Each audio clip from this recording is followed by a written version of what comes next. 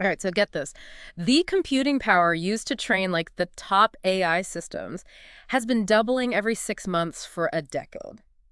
Wow. Yeah, it's pretty mind-blowing. Yeah. And that kind of exponential growth is why experts are seriously considering the possibility of AGI, artificial general intelligence, like Right.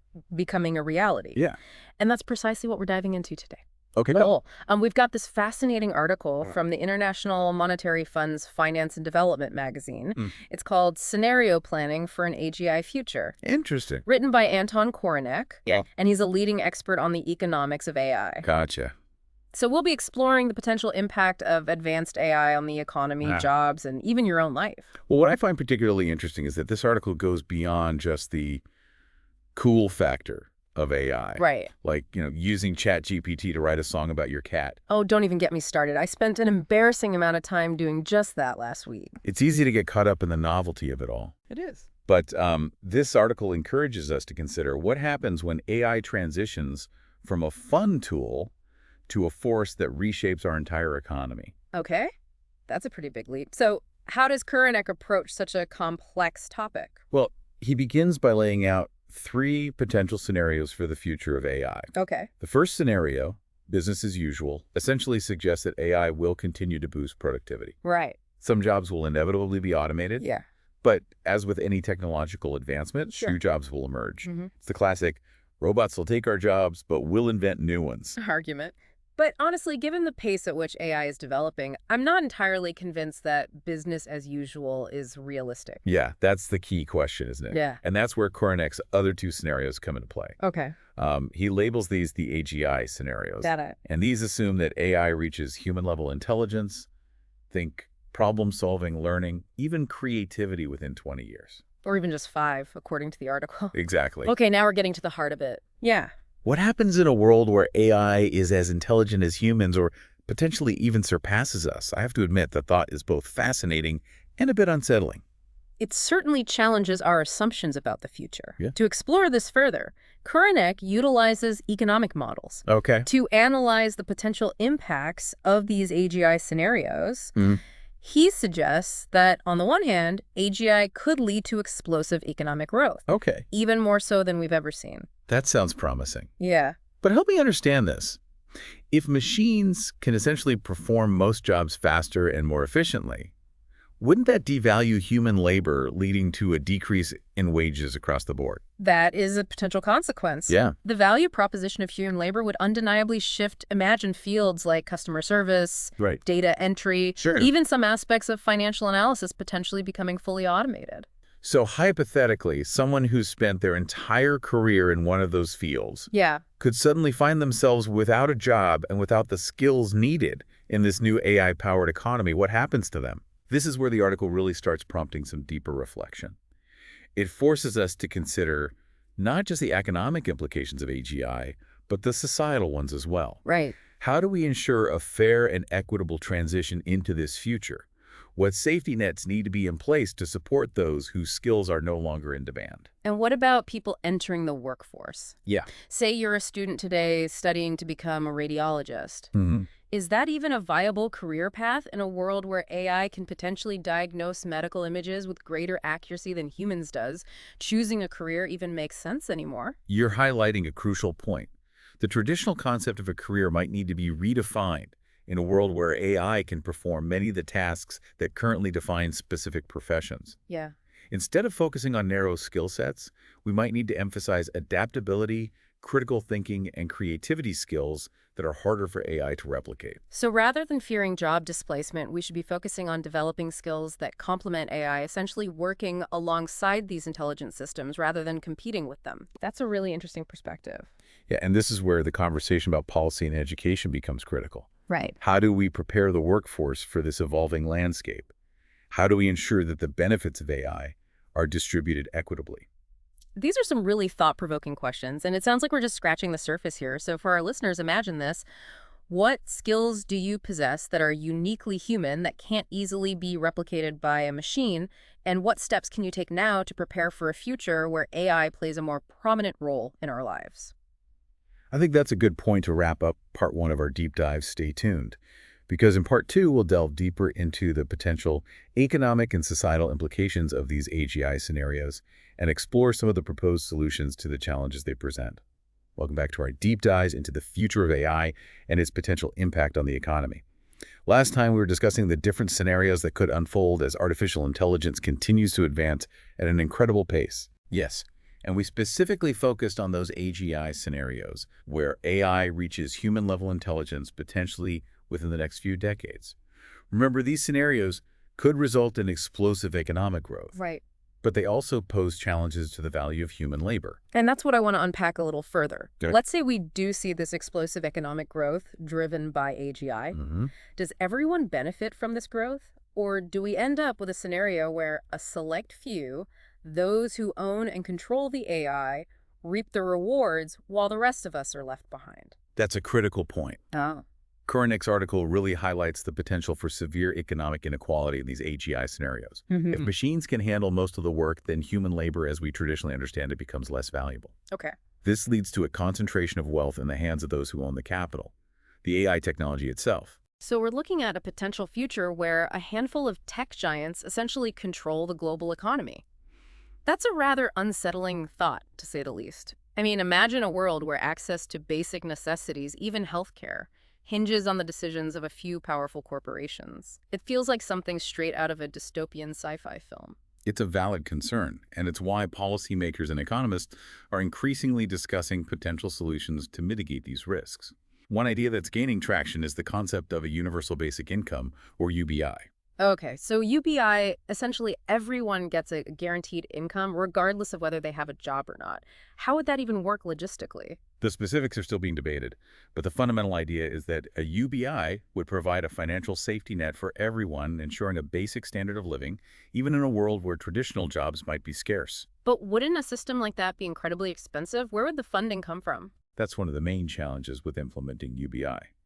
Some proponents suggest it could be funded through taxes on the massive profits generated by AI and automation.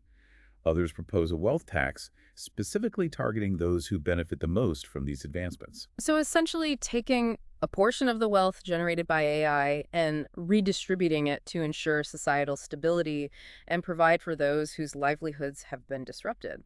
It sounds almost like a modern-day Robin Hood scenario. That's one way to think about it. And there are even models that see UBI as a potential way to stimulate the economy. The argument is that the money people receive would be spent on goods and services, which in turn would drive demand and potentially create new jobs in areas where human skills remain essential. It's an interesting concept and certainly one that warrants further discussion. But I have to ask, wouldn't a UBI discourage people from working altogether? I mean, if you're guaranteed a certain level of income, wouldn't there be less incentive to seek out traditional employment? That's a common criticism of UBI, and one that advocates have tried to address. Some argue that a UBI wouldn't replace traditional work entirely, but rather act as a baseline, providing a sense of security while allowing people to pursue more fulfilling or entrepreneurial endeavors.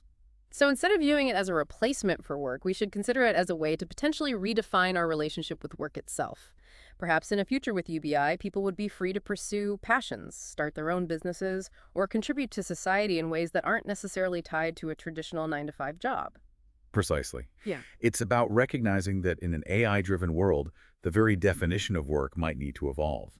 It could be less about fulfilling purely economic needs and more about pursuing creative outlets, contributing to research, or engaging in community-based initiatives. It's a fascinating perspective, and it makes me wonder, what would you personally do if you were guaranteed a basic income and didn't have to worry about traditional employment?